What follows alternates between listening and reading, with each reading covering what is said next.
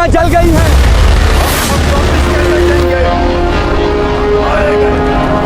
हमला करो। अल्लाहू अकबर, अल्लाहू अकबर। ये कोई हॉलीवुड की फिल्म नहीं है और ना ही ये कोई अफसाना है।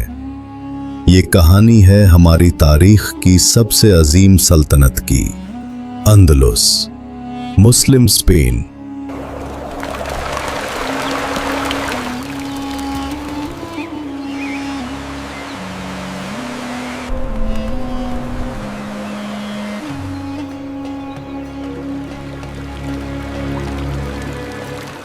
आज से हम एक नए सफर का आगाज कर रहे हैं, एक ऐसी दास्तान जो 5 अक़साद पर मुश्तमिल है। हम जानेंगे कि कैसे मुट्ठी भर मुसलमानों ने यूरोप के दिल में अपनी हुकूमत बनाई और फिर कैसे अपनी ही गलतियों से इस जन्नत को हमेशा के लिए खो दिया। ये पहली किस्त है। कुर्सी की पेटी बांध लीजिए, क्योंकि आज हम तारीख के इस साहिल पर उतरने वाले हैं जहां से वापसी का रास्ता जला दिया गया था। ये बात है साल 710 ईस्वी की, स्पेन, जिसे तब हस्पानिया कहा जाता था। ये जमीन खूबसूरत थी, लेकिन यहाँ के लोग जहन्नुम में जी रहे थे। हुक्मरान था रॉड्रिक।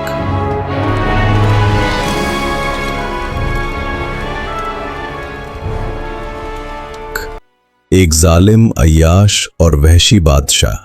मेरा हुक्म है कि जो टैक्स न दे उसे दीवार में जिंदा चुमा दिया जाए। सुनो, बादशाह का हुक्म है, जो टैक्स न दे उसे दीवार में जिंदा चुनवा दिया जाएगा। हम पर ऐसा जुल्म मत करो, हम बर्बाद हो जाएंगे। खुदा के लिए रहम करो। रॉड्रिक के जुल्म की कोई हद नहीं थी। गरीबों से उनकी फसलें छीन ली जाती, जो टैक्स न देता उसे जिंदा दीवार में चुनवा दिया जाता। लेकिन इसके जवाल की वजह बना इसका अपना ही एक गुनाह। काउंट जूलियन जिंदाबाद, काउंट जूलियन जिंदाबाद। मैं चेउटा का गवर्नर हूं। मेरी बेटी को जल्द से जल्द मेरे पास बुलाया जाए। जी बाबा, आपने मुझे बुलाया था।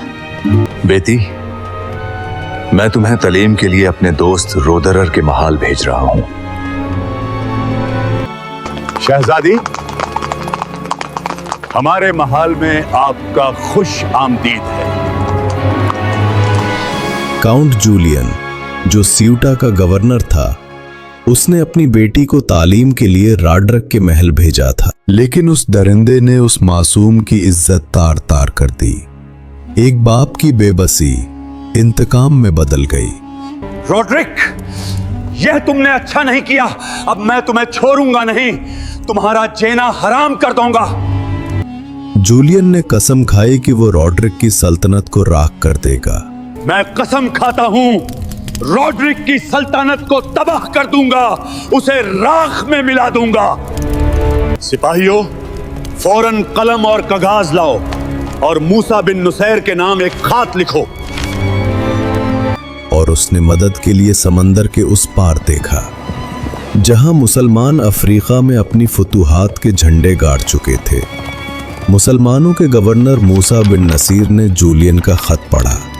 उन्हें खतरा था कि ये कोई जाल ना हो, लेकिन फिर उन्होंने अपने सबसे काबिल एतमाद कमांडर को चुना। मेरे सबसे काबिल एतमाद कमांडर को फौरन मेरे पास बुलाया जाए।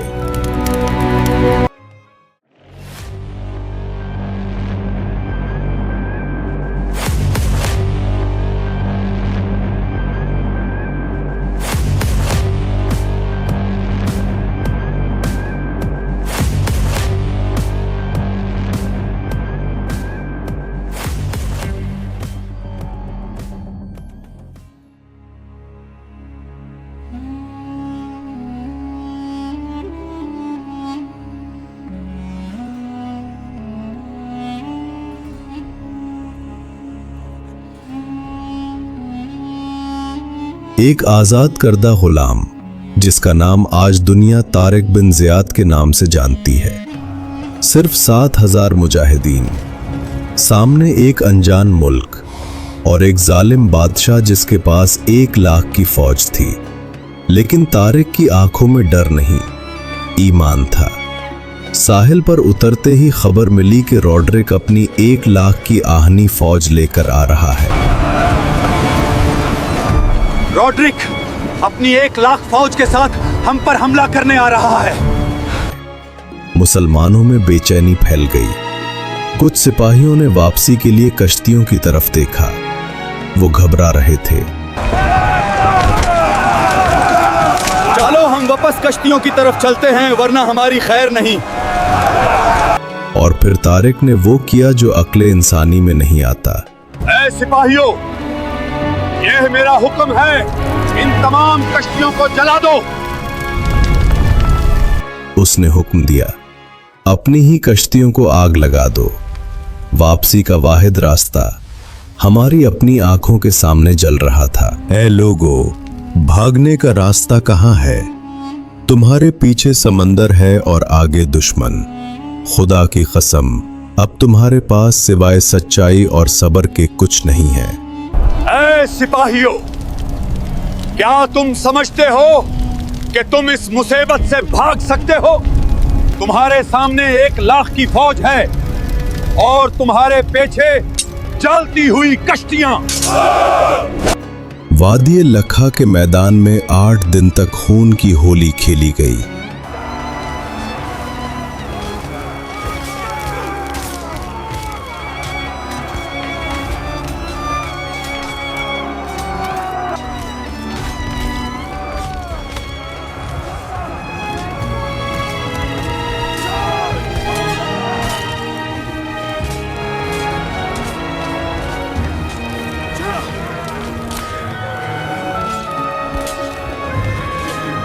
रॉड्रिक हाथी दांत के तख्त पर बैठकर आया था।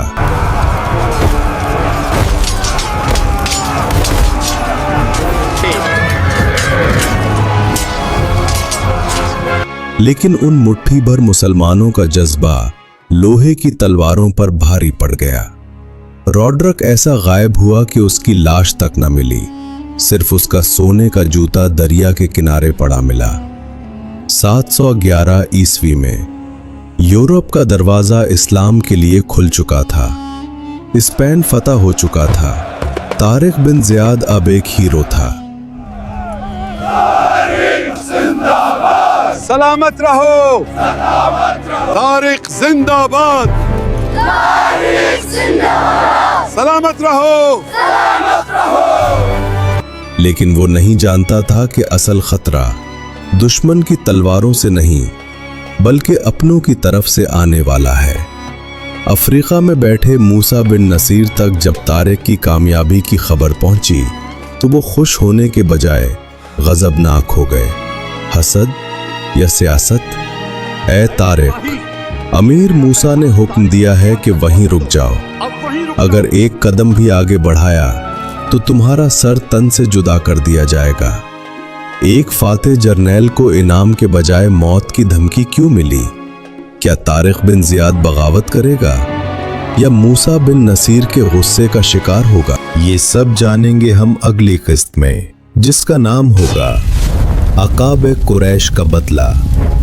अगर आपको हमारी ये कोशिश पसंद आई तो सब्सक्राइब का बटन दबाएं और कमेंट्स में बताएं कि रॉड्रिक के साथ जो हुआ क्या वो ठीक था।